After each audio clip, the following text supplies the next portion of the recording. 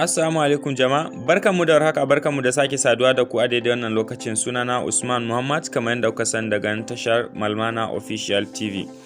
Kamar yadda mai kallo ke gani a title din wannan bidiyon na cewa yadda zaka kirkiri link na WhatsApp ɗinka, wato link wanda zaka tura wa mutane su dinga binka a WhatsApp. Misali in kana buƙatar mutane su dinga bibiyar ka ta WhatsApp, yadda zaka ba su link, to ta yaya za a yi ka haɗa wannan link ɗin? Idan kuka biyo mu a cikin wannan shirin daga farko har ƙarshe, za mu nuna muku yadda za ku haɗa wannan link ɗin insha Allah. Amma kafin mu shiga cikin shirin kai tsaye, idan baka danna subscribe ba, ka taimaka ka danna mun alamar subscribe, kana ka danna ƙararrawar sanarwa da za ka rika samun bidiyoyin mu da zarar mun ɗora.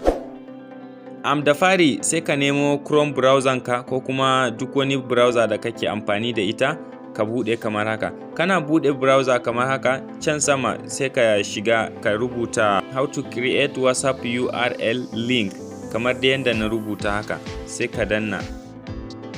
Yana buɗewa kamar haka, sai ka gangara kaɗan, ganan inda za mu yi alama ɗin nan, inda na zana jan layin nan, to shi za ka kofe kamar da yadda zan kofe yanzu. Kana kofewa sai ka tsaya a ƙarshen number ɗin nan, sai ka yi copy, sai ka fita ciki browser, sai ka shiga cikin WhatsApp ɗinka.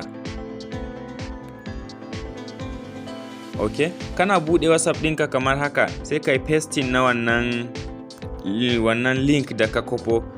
To yanzu sai ka cire wa'annan kamar da yadda zan cire wannan number, sai ka goge shi, sai ka bar iya wannan rubutun kawai, sai ka shiga ka rubuta country code ɗinka. Ya danganta, idan kana Najeriya ko Kamaru ko Ghana ko Libya ko ma ina kake, sai ka rubuta country code ɗinka. Yanzu da yake ni ina Najeriya, bari na rubuta country code ɗina +234. to bayan ka rubuta +234, sai kuma ka saka numban ka, amma kar ka saka zero farko, saboda zero farko baya ciki. Yanzu misali sai in ce 80 38 51 34 00. ok, sai ka yi sending.